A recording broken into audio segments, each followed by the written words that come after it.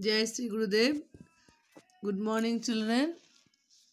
So, after completion FA1 exam, today I am going to teach you Unit 4, poem number 2, Quiver Bird, written by Paul King. So, you have to open page number 25 in your textbook. See, Unit 4, Quiver Bird, poem number 2. So, before start the poem, recite and explain. You have to know about what is wafer bird. Okay, children. So let's get started. See, they are given. Draw a picture of your dream house. Write three sentences about it. Now read this poem about a weaver bird building its nest. So, in your classwork note, you can very small size you can make your own dream house and can write three sentences about that house.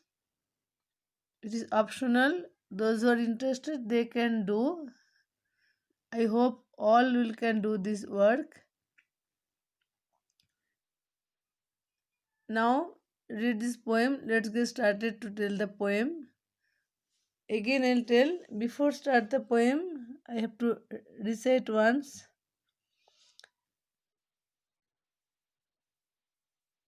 And I want to tell you what is wafer bird.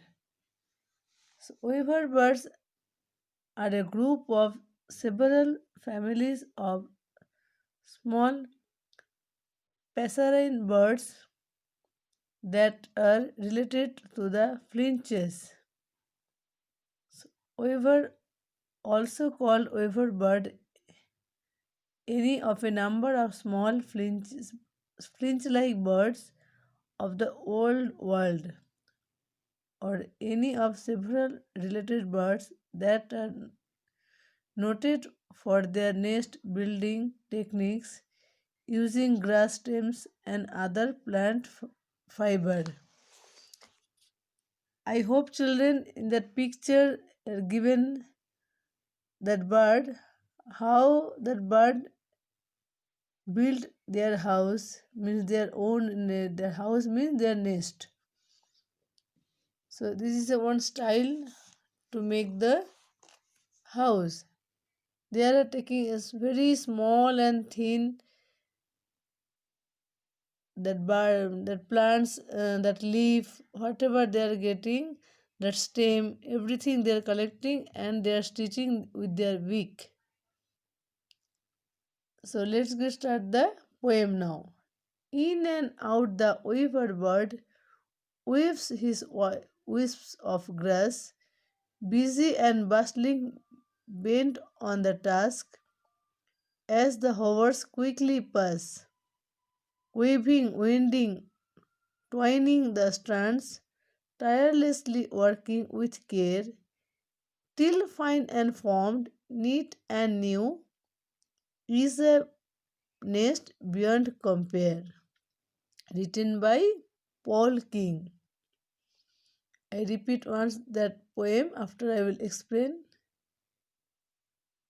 In and out the wayward bird weaves as wisps of grass, busy and bustling, bent on the task, as the hours quickly pass, weaving, winding, twining the strands, tirelessly working with care, till fine and formed, neat and new, is a nest beyond compare.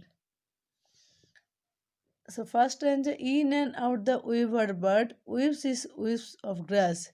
See, again in and out means with their beak only they are using the thread. Thread means how that plants, that leaves, everything they are making small pieces. After they will in and out again threading means stitching again one One this side, one that, in and out, again and again. So thin pieces of grass they are taking and stitching that one. Busy and bustling, bent on the task. So busy and bustling means you are very actively, we are very serious about that work.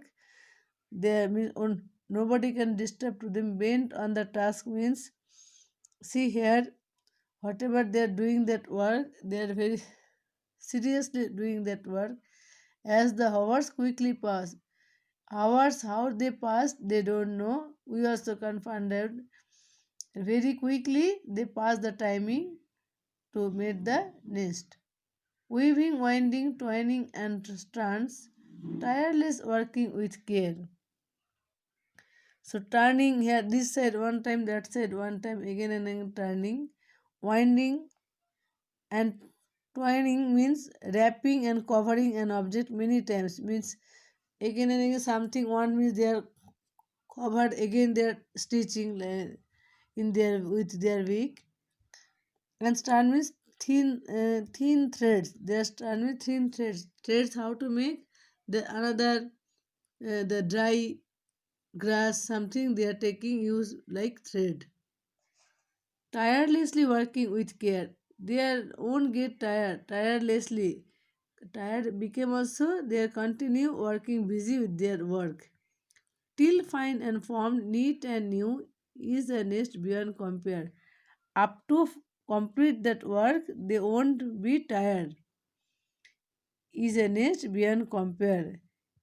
It cannot compare with others anyone till they will do that work. The best. That house only best, that is only final, like that only. They will make that house. They will make so many this type of nest, but they will leave only one because enemy will come. Means enemy means they will find only, they will select that snake for their enemies. If they will come means they can't find out which houses means which nest they are living. So in that one tree they will make many nests like this. See that became hanging, the turning one pot. Is it children? So they will make like that only many, but they will use only one. When enemies will come, enemies like snake, they couldn't find out which house that birds are living and they can't attack to them. But that matter only they will make their nest. Okay, so written by Paul King. Okay, children, whenever you read the poem, you have to read the poet name. I had given an exam, write the poem, complete the poem, and write the poet name. So many children are left that topics. Your marks will be deducted. Keep in your mind and read the poem aloud and practice for next FA2 exam. And some meanings downs are there. You can get page number 25 down, blue color there. Box are there. You can get some meanings. You have to read that one also when you read the poem. So wisp, a thin piece means of grass. Here thin piece means grass piece.